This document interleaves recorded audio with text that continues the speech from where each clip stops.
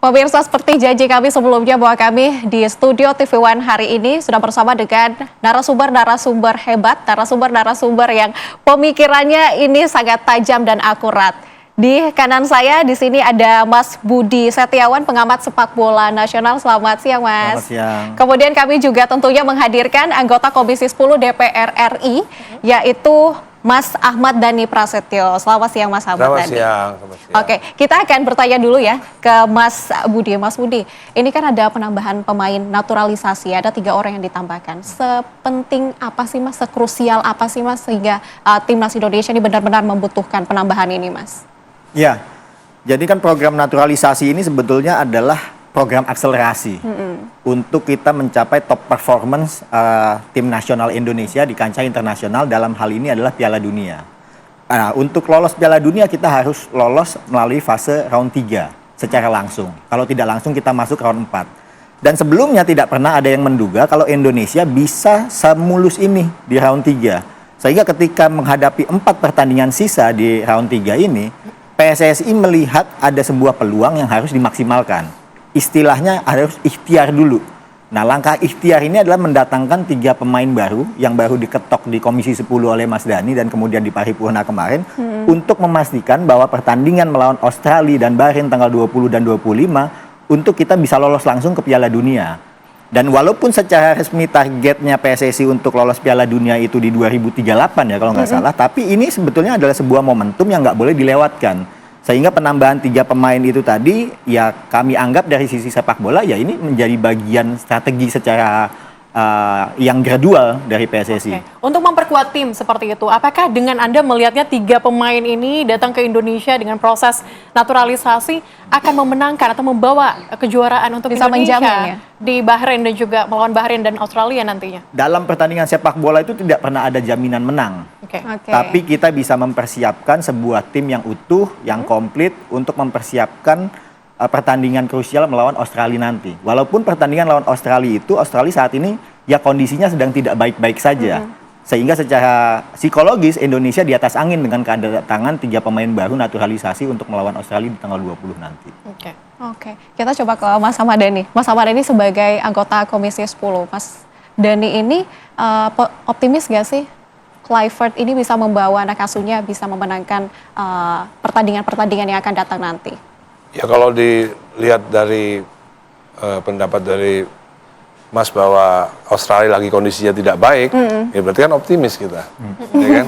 Kecuali Australia kondisinya juga lagi hot-hotnya ya kita 50-50 lah gitu. Nggak tahu Bahrain gimana, Mas? Bahrain. Kalau pelatihnya sih optimis. Tapi pemainnya agak lemes datang ke Indonesia.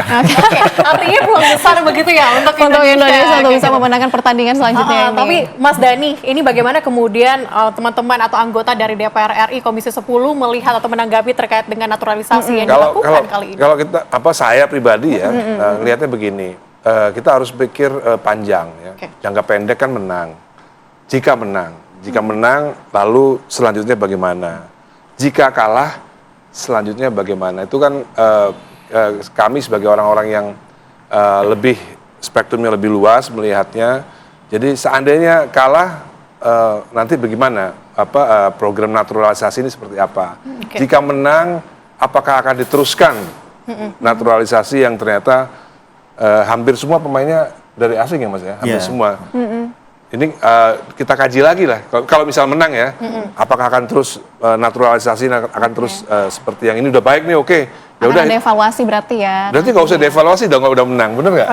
Kalau udah menang kan nggak usah dievaluasi.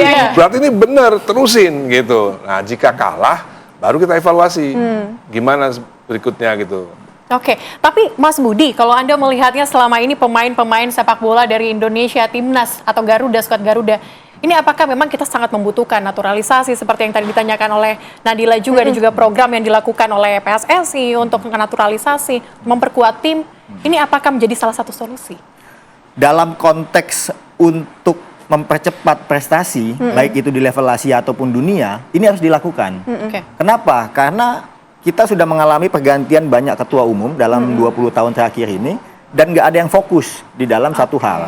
Semuanya agak bimbang, mana yang harus dibenahi, kompetisi atau tim nasionalnya. Sementara bicara kompetisi, ini kita bicara pembinaan. Namanya pembinaan itu bicara orang menanam. Yang kadang kalau dia yang nanam, belum tentu dia yang makan. Nah ini problemnya nih. Jadi ini ada sebuah momentum, saya ngelihat Erick Thohir sebagai ketua umum, dia tahu nih pembinaan ini makan waktu. Belum tentu dia nanti akan kepilih lagi jadi ketua umum PSSI. Bisa jadi Mas Ahmad Dhani nanti selanjutnya. Oke. Nah, pertanyaannya kemudian ketika kompetisi membutuhkan waktu yang panjang, mana yang bisa quick win? Quick win-nya yang melalui tim nasional, melalui jalur naturalisasi.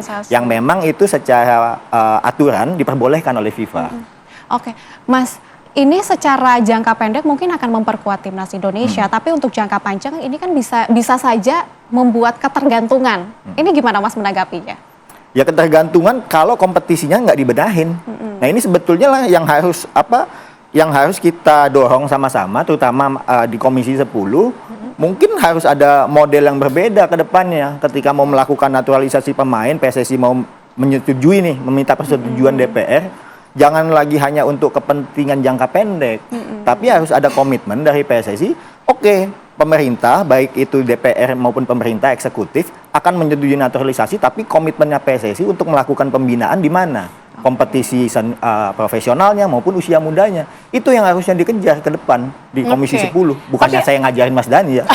Bisa juga regulasinya dirubah. Misal pergantian ketum itu nggak sekarang berapa tahun sekali, Mas? 4 tahun sekali. Nah, mungkin bisa dibuat 8 tahun sekali atau 12 tahun sekali, atau mungkin ada sesuatu yang revolusioner misalnya ya. Misalnya Komisi 10 misalnya berpendapat atau usul supaya Erick Thohir dijadikan ketua umum seumur hidup misalnya.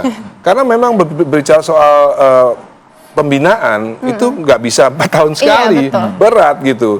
Kalau misalnya tiba-tiba ada usulan Bapak Erick Thohir jadi ketua umum PSSI selama seumur hidup, itu lebih enak. Pak Erick pun juga pasti akan, oh berarti begini nih, berarti bisa begini nih, karena kan panjang kan. Tapi kan bisa juga tidak memberikan kesempatan kepada yang lain, Mas Dhani. Kalau ya kayak gitu. itu kan nanti bisa dijabarkan di undang-undang semisal ada begini, gitu loh. Kan undang-undang kan bisa dibuat macam-macam. Kalau misalnya tidak ada performa misalnya, kita bisa ganti, kan bisa. Tapi masalahnya pembinaan sepak bola ini nggak bisa dalam jangka 4 tahun tuh nggak mungkin. Itu makanya kenapa selama ini Indonesia belum pernah masuk Piala Dunia, ya karena nomor 1 belum menemukan ketua umum yang bagus. Correct me if I'm wrong ya. Mungkin juga cuma 4 tahun ini yang memang nggak bisa membuat. Waktunya yang sangat singkat begitu. Tapi juga Mas Dhani, sebelum Anda lanjutkan, ini juga yang menjadi perhatian kita bersama adalah soal statement Anda kemarin di rapat dengar pendapat begitu ya. Yang kemudian menjadi kontroversi. Ini akan kita bahas usai jeda. Tetaplah bersama kami pemirsa di Apa Kabar Indonesia Akhir Pekan.